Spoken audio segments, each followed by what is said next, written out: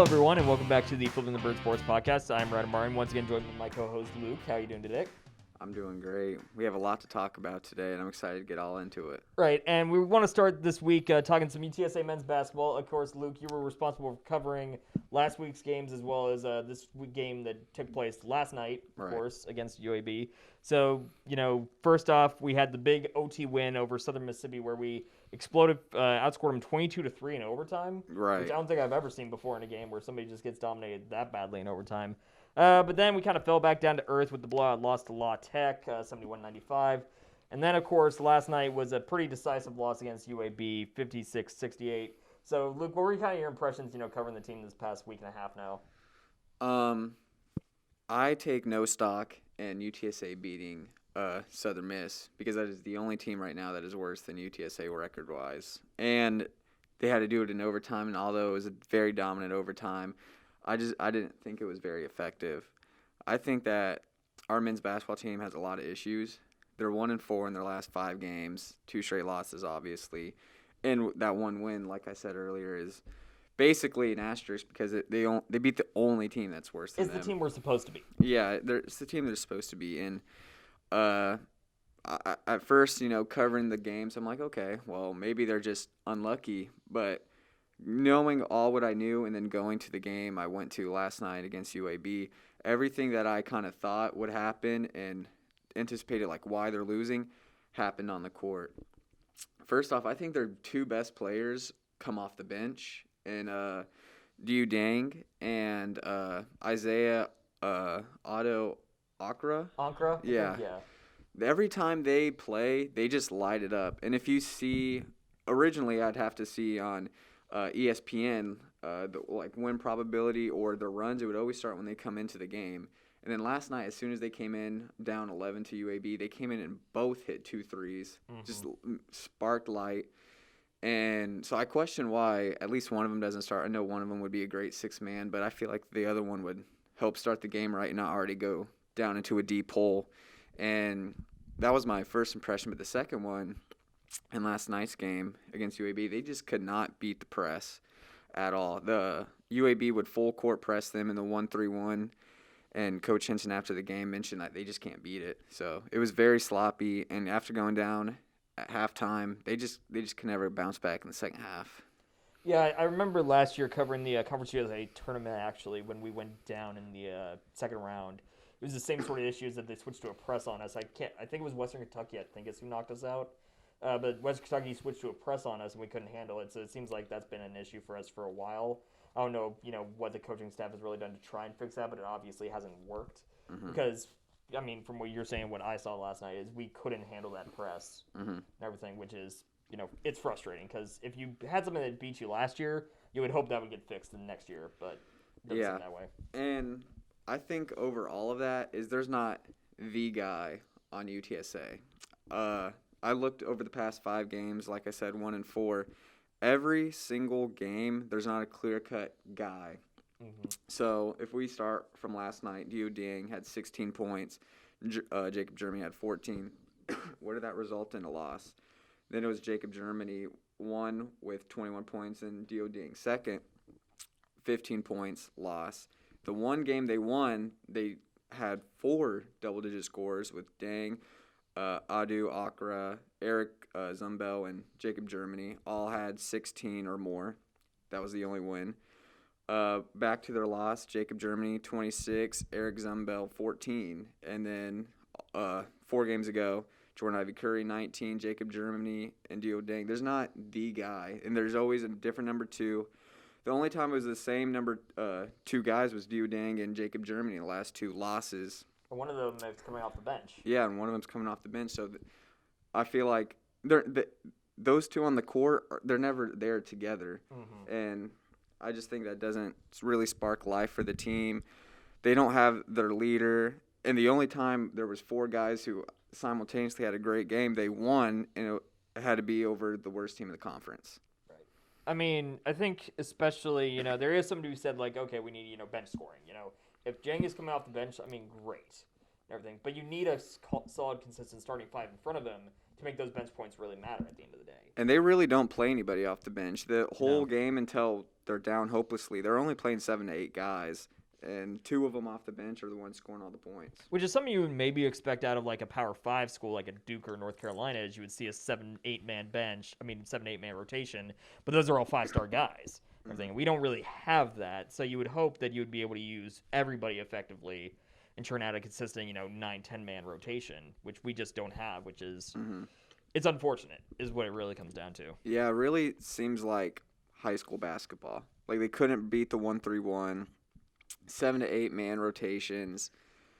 They don't have the number one. Just too many inconsistencies, and they're just sloppy. If you go back to the LA Tech game 2 games ago, they got annihilated 95-71. LA Tech was hot.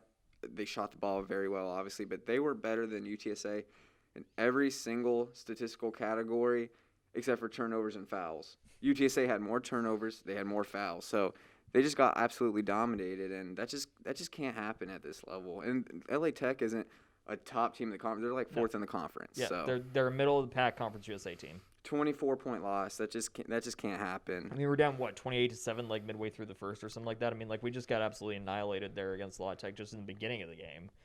Once you go down that early, game's pretty much over before it starts. And I feel like the team's energy they feel that. Post game, we talked to Eric Zumbel, and his whole point was they're just staying confident, just preparing for the tournament, whatever. But I don't think there's anything you can do to turn this around. I think it'll be early exit, and head coach, he basically said the same thing. They practice hard is what he said. They do everything right in practice, but in the games they just lose, and I don't think that's a valid answer. I think they need to get some recruits in or build this chemistry, whatever, to look forward to next season, because I think there's no hope for this one. No, we got, 2-3 games left in the regular season. It's far too late to just turn things around and go on a run. Yeah. And I know it's college basketball, so never say never. We see teams in the tournament make runs all the time like that, which we're, middle of the pack teams. But we're not a middle of the pack team. We're at the bottom we're second from the bottom, but we're at the bottom, and there's just not much hope, especially when you guys got guys like Jordan Ivy Curry transferring, entering the transfer portal at the very end of the season here, and losing him. Now, granted, was he our most consistent player all year long? Not really. Was he a nice offensive piece to have? Yes, but you've just they can keep saying the right things. We're practicing hard. We're just trying to, we're staying confident. But at the end of the day, you're still losing games, and even if the players are projecting confidence, that does weigh on your mind as an athlete to just consistently go out there and get beat down every single game, it feels like. Yeah, and already with the inconsistent scores, Jordan Ivy Curry was only in double figures once in the past 5 games, even though, of course, he's been in and out of playing. But according to Eric Zumbel and head coach, they were, I guess, shocked with his departure. Coach Hinson went on saying he recruits the best guys for the program, and that'll be good. He knows them, so him leaving was a big shock. But he said that this could be good for the team. It could be good motivation to rally around, or as well, it could be bad and detrimental for the team. But again, there's only 3 or 4 games left. I don't think it really matters. He wasn't very consistent anyway, so I don't know. I think that's kind of overplayed, and I guess we'll see what happens. And with Ivy Curry entering the transfer portal, he was a sophomore and was kind of viewed, at least coming into the season, as maybe like the next guy to kind of build the team around, with, Javon and Keaton leaving last, year. So do you think what does that say about the coaching staff when you're losing guys like Ivy Curry that are younger, that still have a couple years left?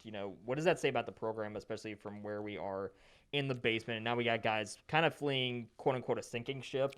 I don't know if it's necessarily that, but it kind of gives the outward projection of something like that. I think it is, and I think this it definitely ties in when UTSA's football program was heading in the same direction, but they made a big-time hire, and look at the success that's happened ever since. At the same program, the same kind of mental idea floats around that this is his 6th season as the head coach. I believe it's his 6th season, yeah. Do you know when the last time they had a winning season was? I can't remember. I want to say we were around 500 the last couple of years. I don't remember if we ever got on the right side of it.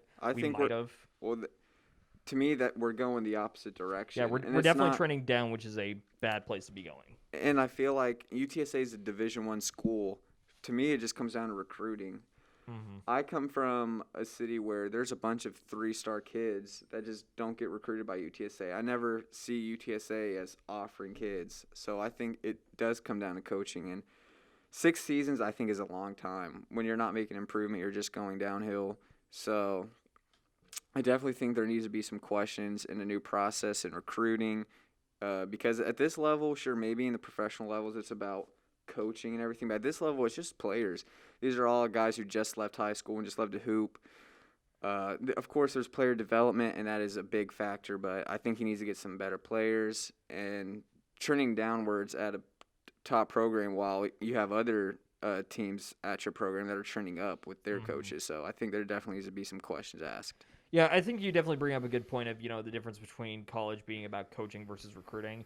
Because, we see it in the NFL and even in the NBA in a couple cases where college coaches are uber successful at the collegiate level, but then they go to the pro level where it's more about coaching than it is about recruiting, and you see them struggle. So I think it really does come down to you need to know your recruiting. Yeah. And to his credit, Coach has given us a lot of good recruits throughout the years. He's managed to pick up some talent. Yeah. The issue seems to be we just haven't found a way to really translate that talent into wins, which a lot of other Conference USA schools seem to be doing a better job at with lesser recruits. There seems like there's no development. Yeah, it's like we get them in, and that's kind of where they are throughout their career mostly. Like, you can point to a couple examples. Like, Jacob Germany, to me, has improved his 3 years here, but he hasn't taken, like, a monster step forward where you look at him and go, like, man, I remember when he was a freshman, and look at him now. He's just so much more dominant. Where you look at Javon and Keaton in their 4 years here, where it's like, man, these guys are awesome, and that never translated to anything more than, I think, a quarterfinal run Right. at one point in Conference USA's championship and everything. So it's like we get good guys in, but we aren't really doing a lot with them when we get them in the building. Like Lachlan Bofinger, he averages 3 points a game, and I feel like that's a lot of wasted potential. Watching him play, he is the most active guy in the court. Him and Eric Zumbo, they're always moving, running up and down the court, making plays happen, and he was the only person in the whole first half that had a positive plus-minus. So when he's on the court, it translates to success, but I just don't think they're being used correctly. Yeah, I mean, like we've mentioned, you've only got 3 more games in the season, and you got your conference tournament. Season's probably going to end shortly, and then you just have to kind of look at Coach Henson and the rest of, the program as a whole and start asking the tough questions, the analytical questions of, okay, do we like where we are? Obviously not. Mm-hmm. Can Henson help us get to where we want to be? If so, great. If not, then you have to start exploring other options, which every school that's underperforming has to ask at the end of a season. And this is what I always say. We're not in high school. This is a Division I program, nationally ranked football team. And even though this isn't football, we're that program. You have to walk around knowing that confidence that we can get top players in here. You can't be content with mediocrity. Yeah, you can't be here. 6 seasons, I think, is plenty of time. And you said the furthest we've gone the last several years is quarterfinal. I want to say we made a quarterfinals run once. I feel in other sports and other teams, you get like 3 or 4 years, and if you're not going upwards or making semifinals or anything, you're out. I think you got to raise your own standards, and how can you when you're letting stuff like this slide? Exactly. I mean, there's something to be said from the program itself wasn't getting a lot put into it. They're obviously now looking at investing more in like the training facility and everything, and maybe getting a new stadium eventually, or arena, I guess, eventually. So at that point, do you say, okay, do we want to give Henson the time to let those resources come in? Or do we not think that he's the man that's going to be able to take us there, in which case do we look for the coach that will be able to benefit from those resources right when we get him? And that's the question you're going to have to start asking now 6 seasons in, is do we really believe in him, or do we think it's time to make a change? Yeah, you gotta make that ASAP, because if you want players, you want change, you got to do that unless you're happy with being a bottom 3 or 4 team and just being a laughingstock for the Conference USA basketball world. And recruits definitely don't respond to indecision. Recruits want a clear path forward and a clear vision to basically, pledge 4 years of your life to them, essentially. So UTSA needs to have that vision, established so we can start getting more recruits in again. And how bad is it that Jordan Ivy Curry wants to leave? I mean, I don't think that can be understated. I mean, guys leave all the time at great programs, but I think at a time like this, and he didn't wait till season ended. He wanted to go now. Yeah. I think that's a big deal, and I think that's just writing on the wall for the rest of the team. Mm-hmm. I mean, it very much reminds me of last year with the women's basketball situation when we let go of Holt, which was Adriana Quezada left like midway through the season, and she was our best player at that point. And then Michaela Woods left, I want to say with like a week maybe left to go in the season. Everything. I mean, when that stuff starts happening, that's a major red flag of things are really bad right now. Yeah. Yeah. And speaking, of course, with women's basketball, Coach Aston is, of course, in the middle of a turnaround, which on paper, record doesn't look still good. But, I mean, if you really dig into the details, it does seem to be turning around, of course. They were in action in 3 games so far this past week and a half. Of course, you recapped and covered the games against Southern Mississippi, which, we were hyping up last podcast episode as a nice rematch.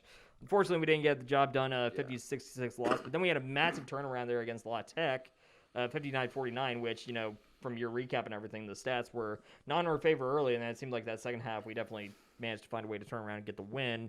And then last night, or 2 nights ago, I think, close loss to UAB, 50-57. So, yeah. How are you feeling right now about the program there, Luke?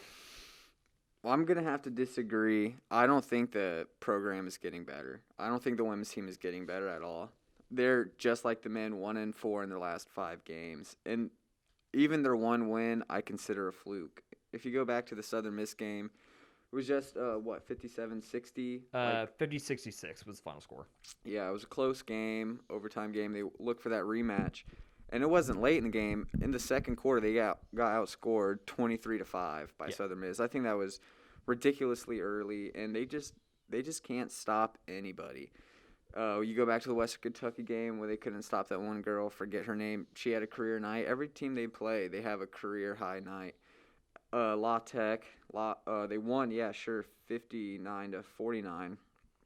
But I consider that game a fluke because of all of February, La Tech has lost 2 games, including the UTSA game. The only other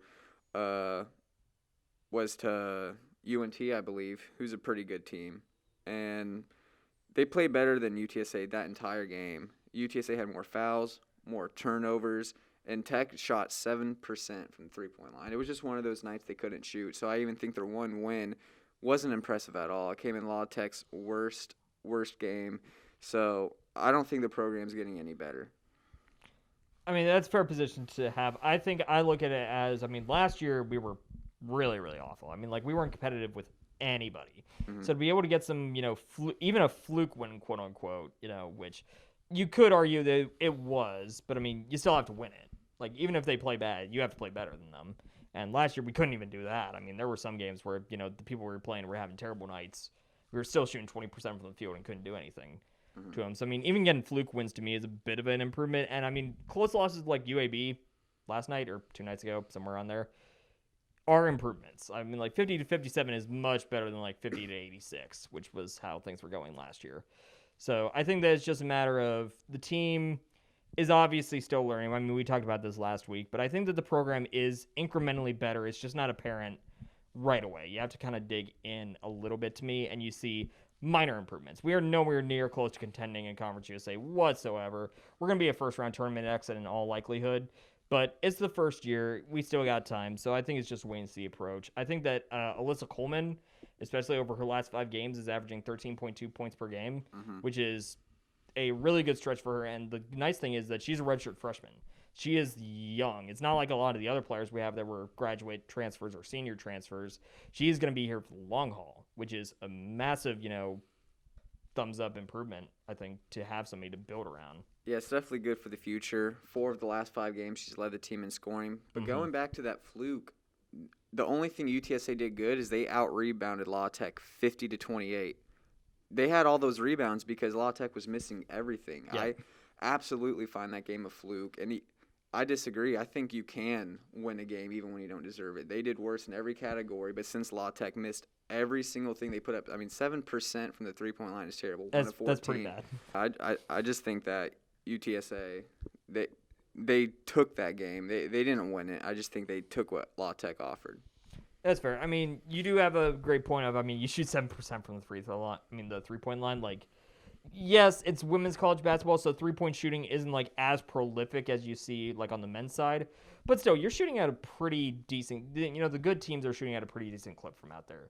So 7% is inexcusable, especially if you're, winning a basketball game. Mm-hmm. So, I mean, to lose like that, I mean, yes, you could call it a fluke. And I think it is probably fair to call it a fluke because you're not going to count on that every single game. I just think that you still have to win. End of the day, even when they're playing that bad, you still have to win because they were statistically worse in pretty much every category. Yeah, but I mean, every single game they played in February, I think they had 8. 3 of them they lost by more than 11 points. They're getting absolutely killed, and all of their losses except for one was more than 7 points, and that one was the Southern Miss game where they came back and got murdered. So I don't see it turning around. I think it could be good for the future because better than last year, and of course got the young player to go to next year, but. I don't think that they're having a mid-season turnaround by any means. They're definitely not. I would say that they're mostly keeping in line with their form throughout most of the season. Mm-hmm. I would say I think that, obviously tournament-wise, we aren't going to turn around. It's kind of like the men's team. The season is pretty dead in terms of actually getting success this year, but I think for next season and the seasons after that, I see some encouraging signs of, okay, the program can actually be something again. It's just going to take some time. It's definitely going to take time. I think they're far from that. But, I mean, we can see they've gotten killed. They can only get better. Yeah. And with that young talent, hopefully they will. Liz Coleman been great. So we'll see what happens next year because this year it's down the toilet.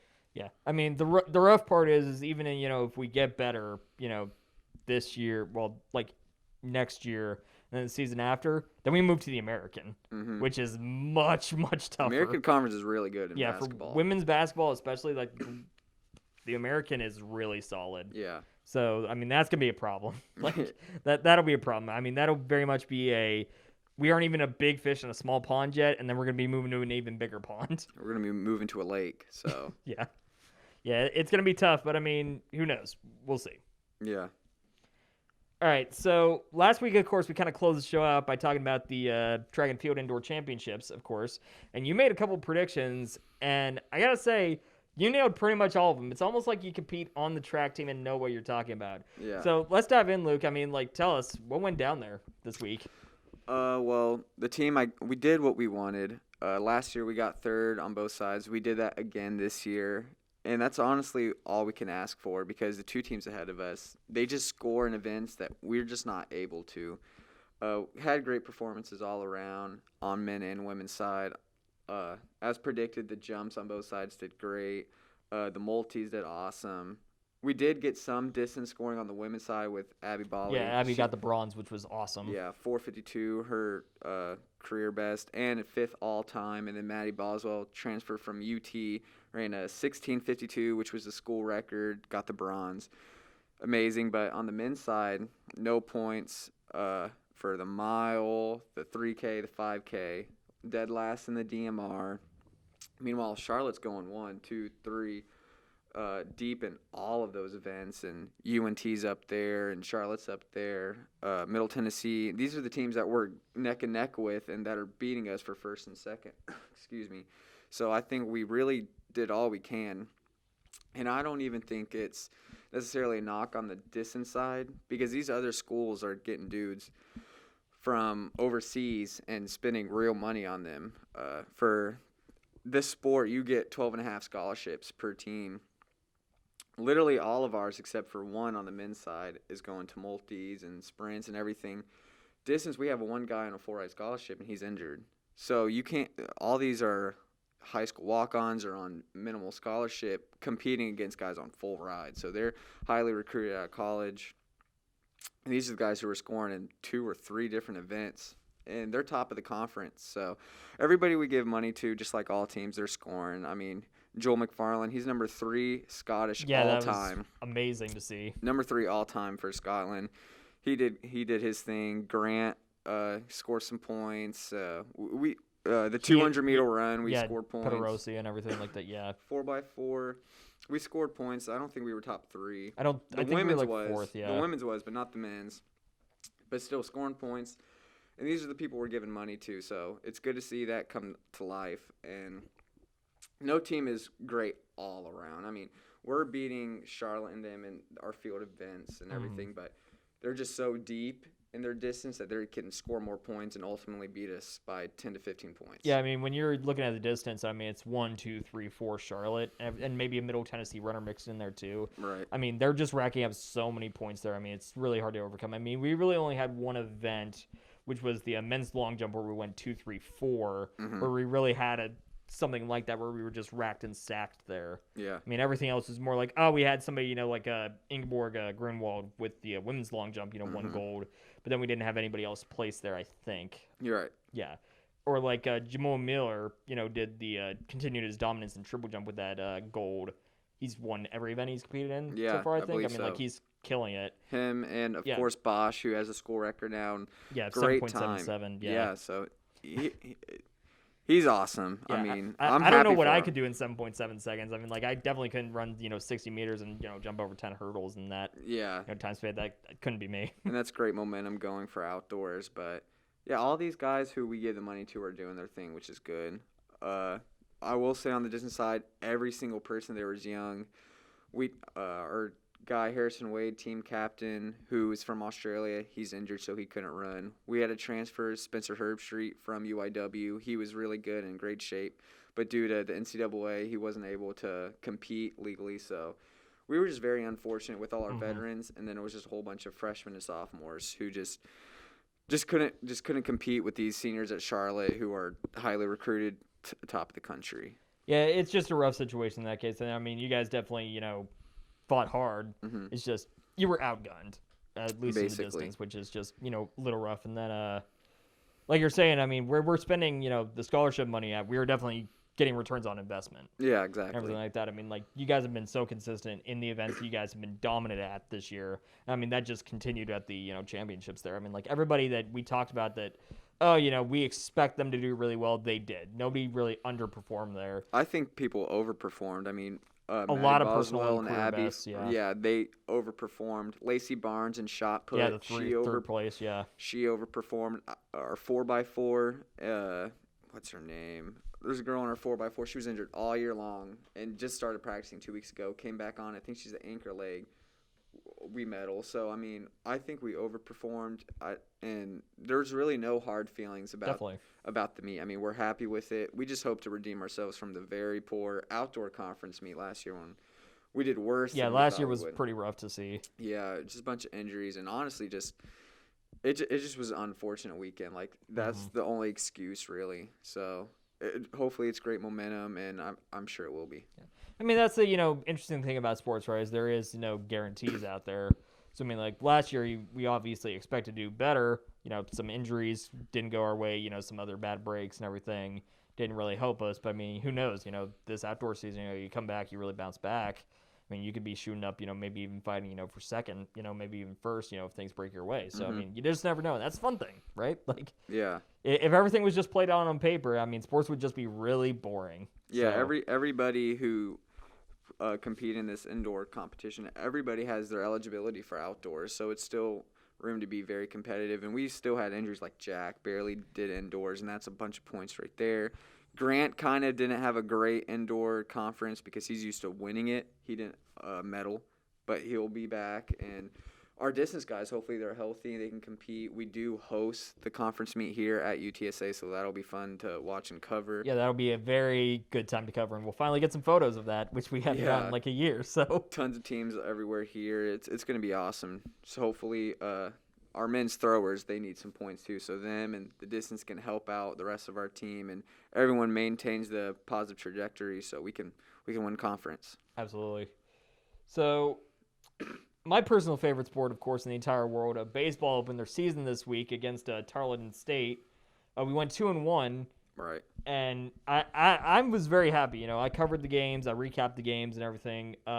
Very, very solid first game. We won 21-5, I think. That was the most runs that have ever been put up by the team under Coach Hallmark, which was really nice to see. And then game 2 was the same sort of thing of, very strong start. I want to say it was something like 12-8, I want to say was the final. Yeah. There we used a very big first inning to jump out.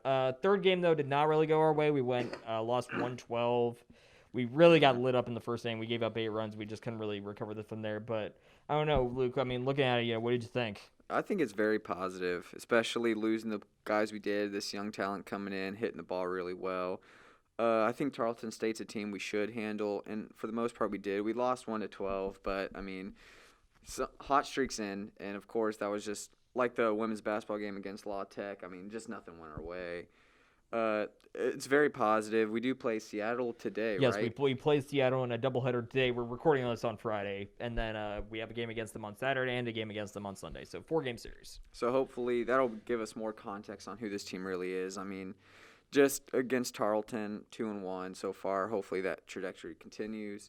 But I mean, right now there's not much to complain about so early in the season, but looking good so far. Yeah, you kind of mentioned and touched on this. You know, we're replacing a lot of guys at the top of our order. We lost Dylan Rock, Griffin Paxton, Dylan Thornquist, etc. A lot of guys that we really counted on at the top of our lineup to generate a lot of the offense. And now you got guys like Ian Bailey, Chase Kang, Cody Darcy, Layton Berry, who I think everybody besides Darcy was batting more like the mid-order. Darcy's a freshman this year and everything, but a lot of these guys that we were really counting on to step up and kind of provide that top-of-the-order offense have done so. Each of those guys that I just listed off are hitting over 400 to start the year. Bailey's hitting 500. Yeah. Those, and that's not even counting Jonathan Tapia, who is another outstanding player, was on the preseason Conference USA first team, I want to say, and he's hitting 385. So, I mean, we have a lot of really good offensive guys to start. Pitching-wise, we were pretty solid. I would say the only major issue was the third game where that's kind of been the issue with UTSA baseball the last couple of years. Is our starting pitching with the first two guys in the rotation are usually very solid for us. We can count on them for consistent innings, but whoever is going to cover that third and fourth game of a series has always kind of been the issue since I've been covering them. And that was the same sort of thing this time. One of the fun things about baseball, early in the season, is the pitching stats are way overinflated. So our guy that got tagged for 8 runs in the first inning on Game 3 against Tarleton has a 99 ERA to start the year and everything like that. I mean, it's the fun thing about baseball early in the season is that stats are just way out of whack. But I mean, it's the issue of we do have a guy with a 99 ERA after the first game of first series of the season, and I think that last year pitching was kind of a major issue. The offense was 9th in the country last year. We had the 9th best offense in the nation, and we finished below 500 because the pitching was just that bad. And it was always the situational pitching. It's we have a lead late in the game, and then the bullpen couldn't hold it, and we blow the lead late. The bullpen is all that matters in baseball. That is what wins you games. But I mean, right now it's hard to tell. I mean, Tarleton State, for all we know, could just have terrible pitchers. Yeah, we don't know. We took advantage of them like we should. Good quality team, and I mean, we'll get more info after playing Seattle, and then hopefully we know in time for playing Stanford, who they come here, right? They do come here, yes. Yeah, so hopefully we know by then because that'll be a hopefully good game. Yeah, I mean, it should be competitive. I mean, last year we had some great games against LSU and stuff like that. I mean, SEC-style teams that are really good at baseball. Yeah. I mean, and those were entertaining games. So if we can keep that up, I mean, heck, I want to go cover those games. I want to see Stanford's number 4, right? Yeah, Stanford's number 4 in the country, yeah. So, I mean, it'll be interesting. And, I mean, one thing, though, we didn't really touch on with the Seattle series is Luke Malone, our best pitcher, is finally going to take the mound on I think he's starting the Saturday game. The Saturday game? Yeah, the Saturday game, I want to say. And he didn't pitch at all against Tarleton. So to finally see him and see how he's come along in his development is going to be really exciting because Jacob Jimenez, who started game 1, was awesome for us against Tarleton. 5 innings, shutout ball, only allowed, I want to say, 4 hits. I think struck out 3. I mean, he looked really good, which is really nice because last year he was a little bit inconsistent. He'd have some good games and he'd have some other games where he wasn't so good. So he started off on the right foot. So, I mean, if Luke Malone comes back and pitches well, and Jimenez is pitching well, now we got a solid 2. And that is just a question about figuring out that third starting pitcher. Yeah, exactly. Then, I mean, who knows? If we get these questions answered early in the season, conference play rolls around, we could be a team that makes some noise. So that's very exciting. Yeah, very exciting. All right, so kind of ending off the UTSA news for the week, of course, UTSA softball, started out 0-5, and it was looking really bad. And then they kind of had a bounce back this last week. They went 3-2, 5-0 win over Green Bay. Really solid win. I want to say it was 11-2, somewhere around there against UMass.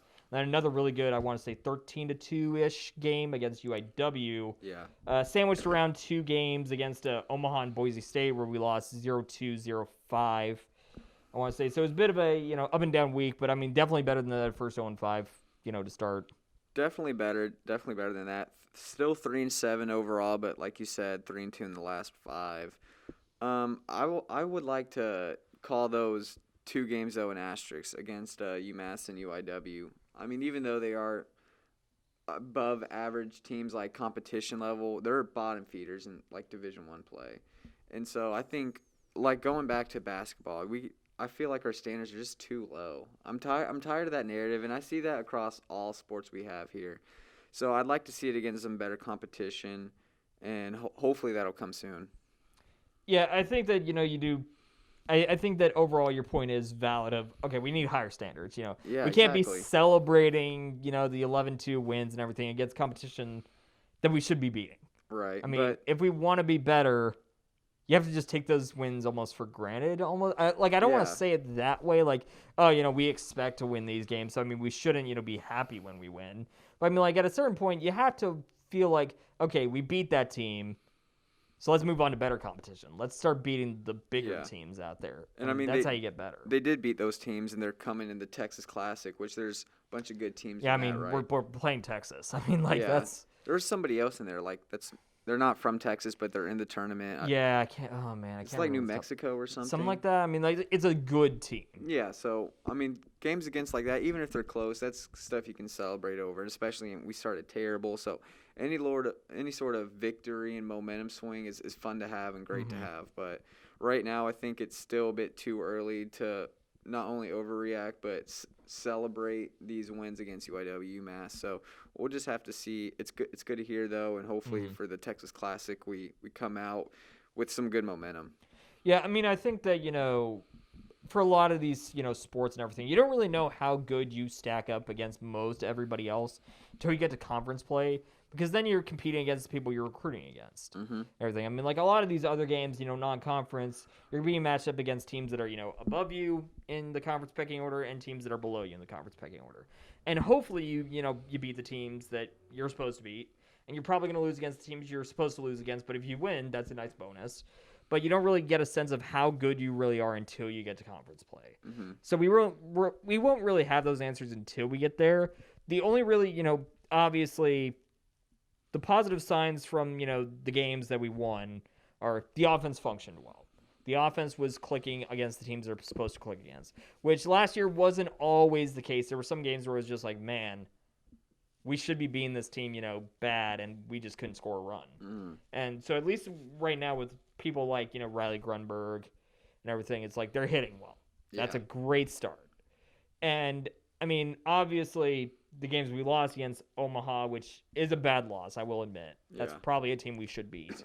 And then Boise State, which I would argue is a team we're probably supposed to lose to, but I think it's close. But, I mean, the only, bright side you could probably take away from those is obviously the offense got shut out. That's bad.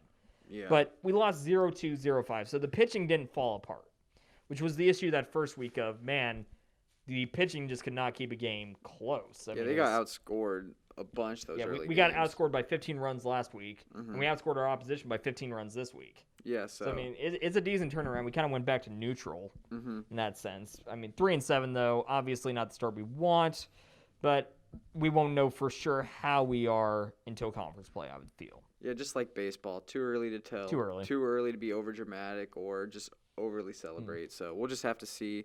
Hopefully they keep this trajectory. I mean, again, it's like baseball and softball. One of the nice things about it is there's so much like massive variance game to game.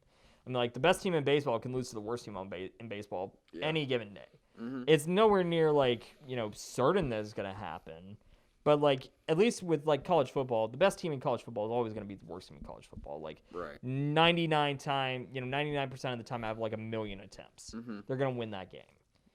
But with baseball, there's a little more variance. So it's kind of hard to, unless you get a very large sample size, which is part of why baseball, at the pros plays a 162-game season. Yeah. It's because it takes that larger sample size to really figure out who's good and who's not.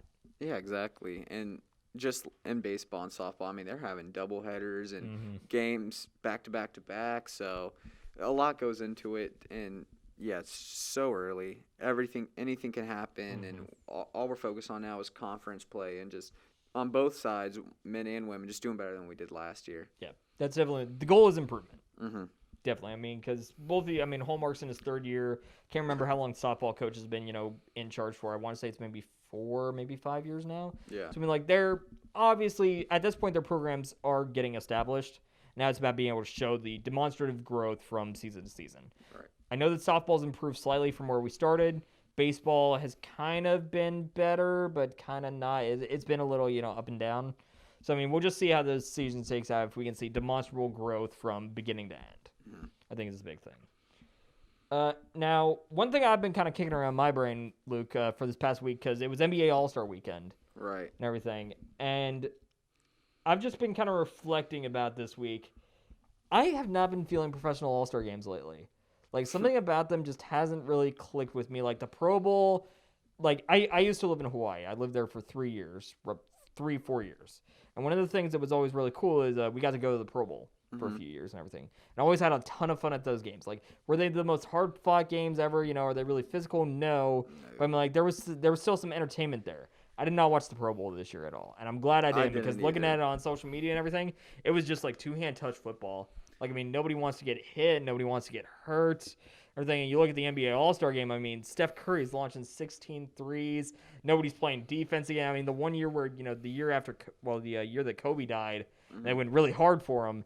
And now we're back to the All-Star game just being an absolute score fest and nobody's really trying, again, in terms on defense. So, I mean, like, how do you fix All-Star games, Luke? Because right now it just feels like, I don't know, like they shouldn't even happen because, I mean, nobody's putting in the effort on them.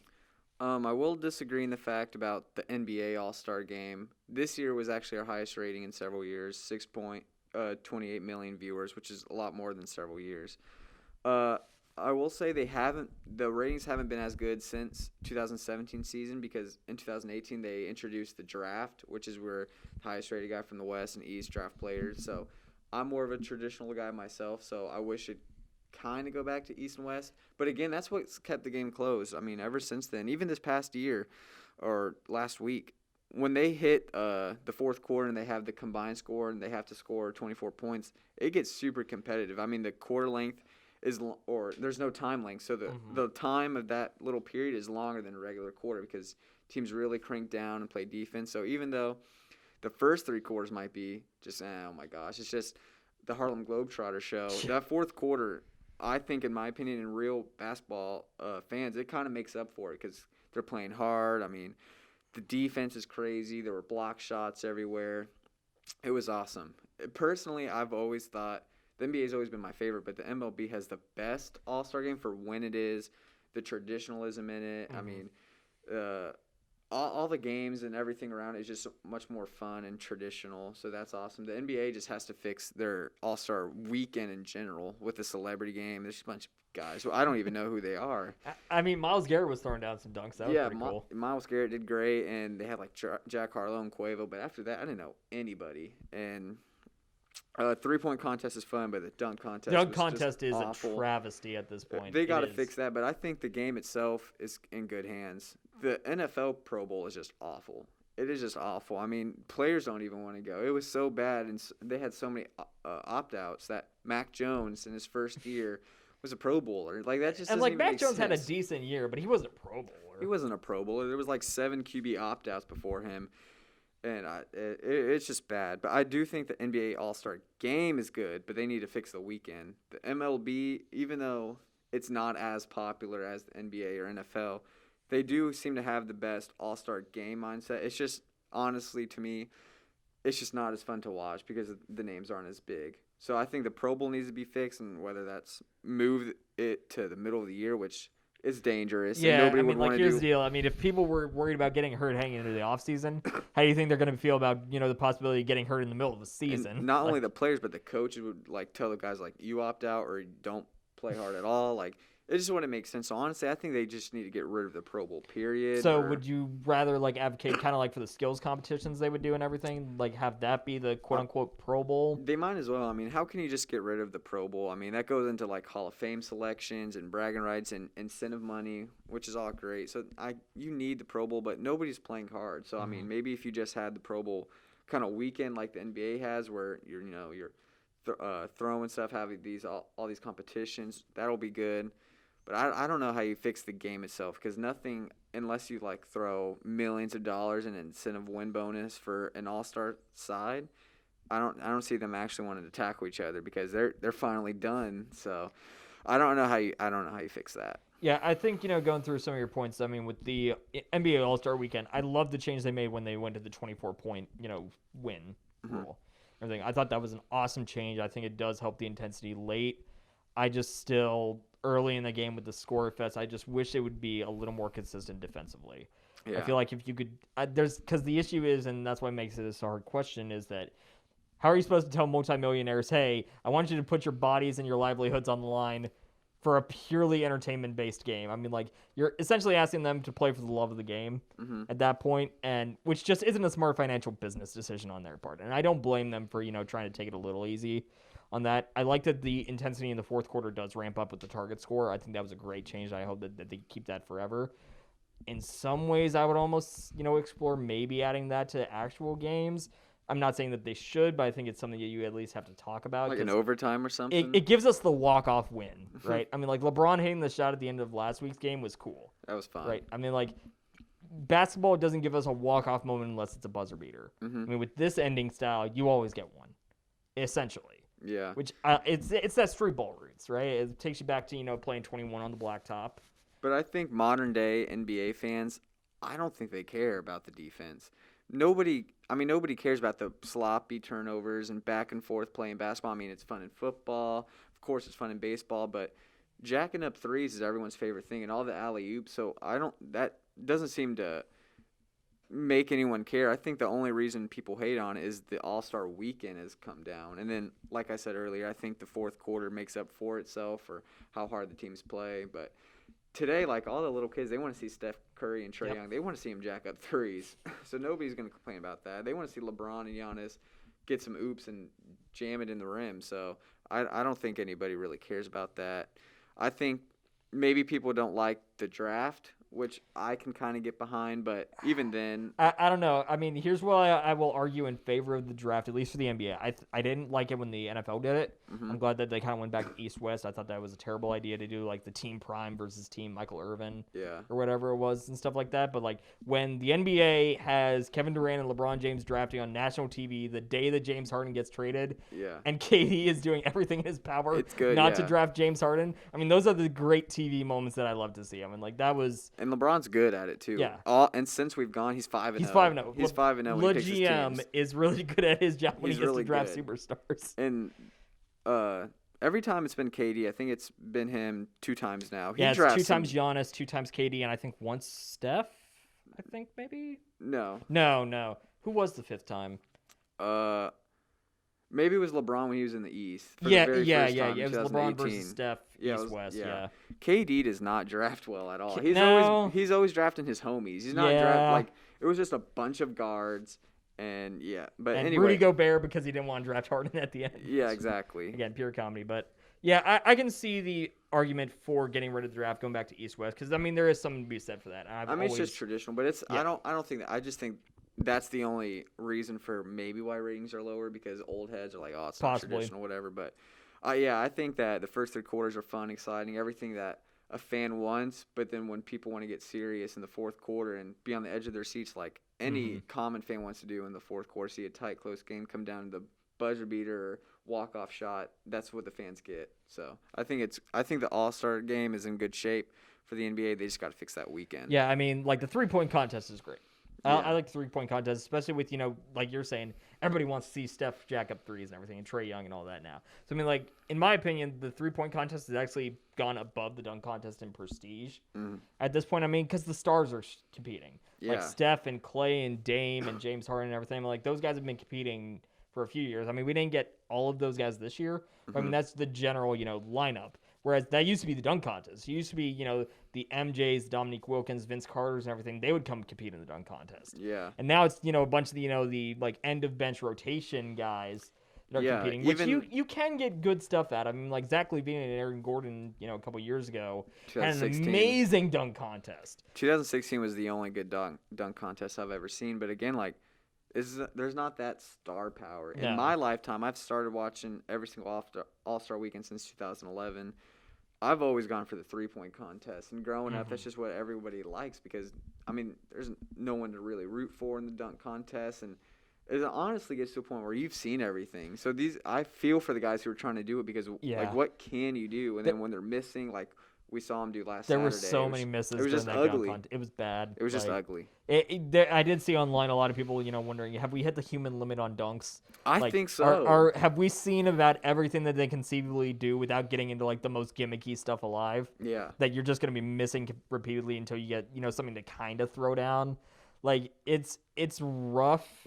I think that, for me personally, D. Wade killed it when he, shafted Aaron Gordon a few years ago with that score and everything, because he was like the last dunker that actually was doing some really interesting stuff to me, and everybody else now is just throwing out stuff we've either already seen before, or is just so out of the box. It's kind of like, you're dunking, but it's really the gimmick that's like the Cole main Anthony. You just put on a pair of Timberlands and just dunk the ball. Like that's I mean, we're going back to the Dwight Howard's Superman cape, Blake Griffin's jumping over a Kia and stuff like that. It's like, okay, yeah, sure, but I mean, it's a dunk over something, or it's a dunk with a prop. It's not like the pure dunkage that Gordon and Levine threw down in 2016, which, did have one or two gimmicks alongside it. But I mean, those were some amazing dunks. Yeah, they were awesome. And we don't see that anymore. So I think that definitely you got to find some way to fix the dunk contest, because that used to be the prestige event, and it's not anymore.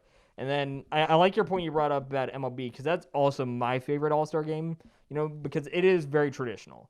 I mean, I'm glad that they did away with the awful rule where the All-Star game determines home field advantage in the World Series. That was a stupid rule by C-League. Yeah. I'm glad that they got rid of that so it could just be about the game again.